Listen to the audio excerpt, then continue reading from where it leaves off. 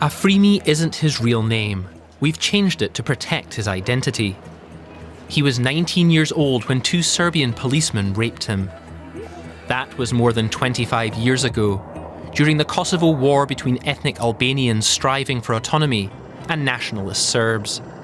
The trauma, he says, has been eating at him ever since. I kept putting off going to the doctor, but my trauma got so bad that I couldn't even walk properly. Ferida Rushiti has been helping him. She's a doctor and founder of the aid organisation KRCT. The energetic woman and her 30 employees look after torture survivors. Over 1,300 to date. Most of them are women who survived sexual abuse. Her organisation's work is funded from abroad, with a fifth coming from USAID, until recently. Shortly after sweeping into the White House for a second term, Donald Trump froze USAID funding. It's a huge problem for Rushiti. At first, it was an incredible shock.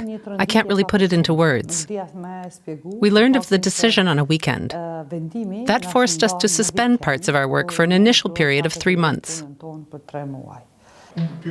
KRCT is still providing psychological support for women like Susanna, also not her real name. She was raped and abused multiple times during the war. It took her years to find the courage to seek help from KRCT. But even today, she says, 26 years later, she still wakes up every night at 1:20 a.m., the exact time when she was first raped. The smallest thing can send us into a downward spiral.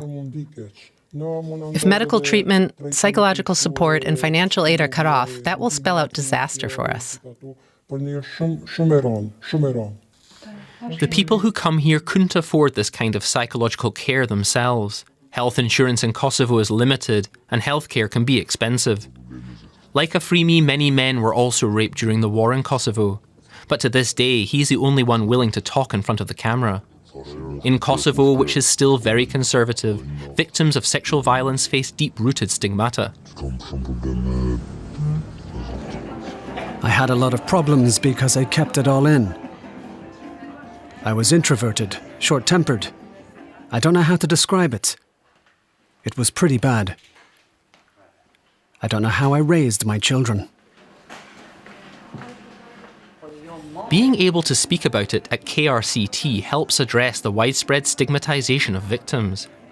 And that's just one example of how the suspension of USAID is affecting Kosovo. One of Europe's poorest countries, it was until now also one of the largest recipients of US aid in the Western Balkans. Over $500 million in the last 5 years. Now Kosovo's government is doing what it can to limit the damage by diplomatic means.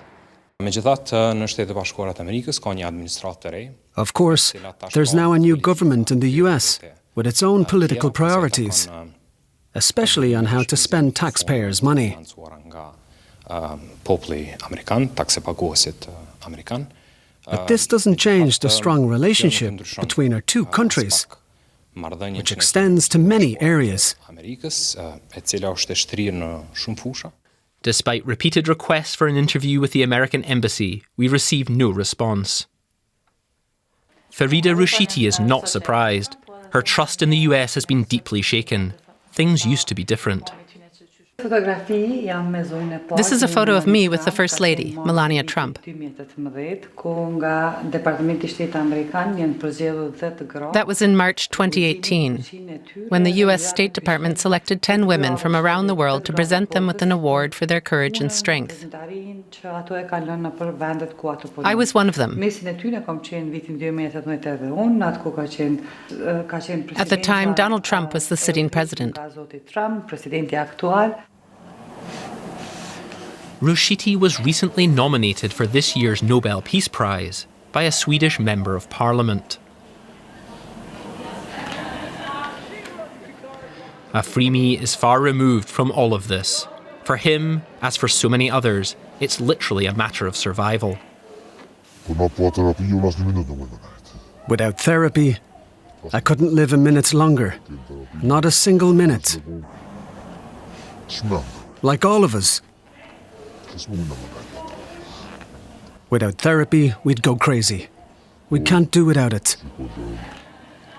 The cost of his treatment consumes over half of his pension. A freemie certainly can't afford a psychologist. What now? He doesn't know. He can only hope.